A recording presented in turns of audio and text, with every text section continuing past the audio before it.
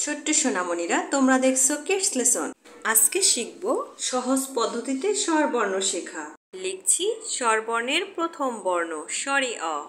প্রথমে গোল করে বৃত্ত এঁকে এরপরে একটি অর্ধবৃত্তের মতো ঘুরিয়ে পাশে একটি হাতল দিলাম। এরপরে দিয়ে দিচ্ছি মাত্রা। হয়ে গেল স্বরে অ। পরের বর্ণ লিখব স্বরে আ। প্রথমে মাত্রা দিলাম, এরপরে স্বরে অর মতো করে এঁকে নিলাম। এবার স্বরে অর সাথে একটি আকার যোগ করলাম। হয়ে গেল স্বরে আ। লিখব রস্বই। প্রথমে মাত্রা দিলাম, এরপরে স্বরে অর মতো করে অর্ধেকটা এনে নিচে নামিয়ে দিব। উপরে দিয়ে দিব ঢেউ।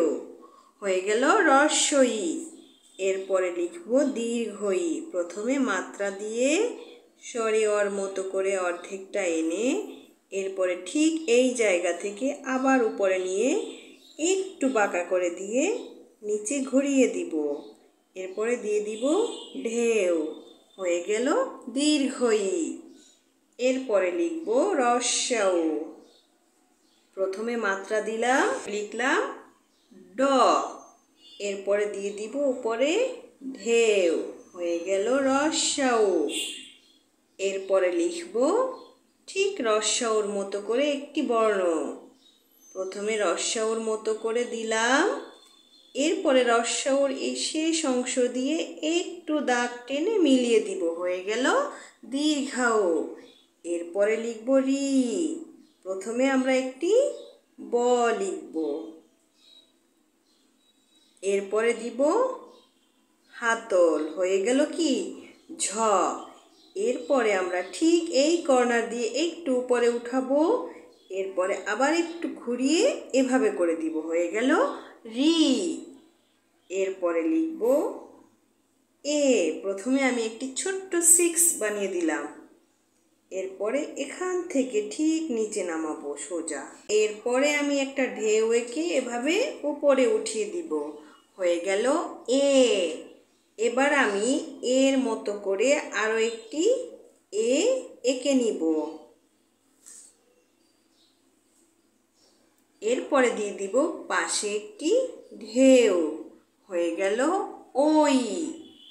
এরপরে লিখব ও। আবার আমি 6 দিলাম, এবার এইভাবে একটা গোল করলাম এবং এইভাবে আরো একটা গোল করলাম। হয়ে গেল ও। এবার আমি ও আরো একটি ও আঁকবো।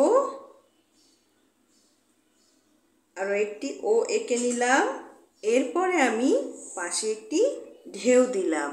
হয়ে গেল ও। তাহলে স্বরবর্ণের বর্ণগুলো আমরা সবগুলো লিখেছি। এবার আমরা একটু পড়ি, চলো। স্বরে অ, স্বরে আ, রস্বই দীর্ঘই, রস্যাউ দীর্ঘাউ, রি এ ওই, ও ও। তোমরা এভাবে বর্ণগুলো লেখা শিখবে। আজকে এ পর্যন্তই। যদি ভালো লেগে থাকে তাহলে অবশ্যই একটি লাইক দিবে এবং চ্যানেলটিকে সাবস্ক্রাইব করবে।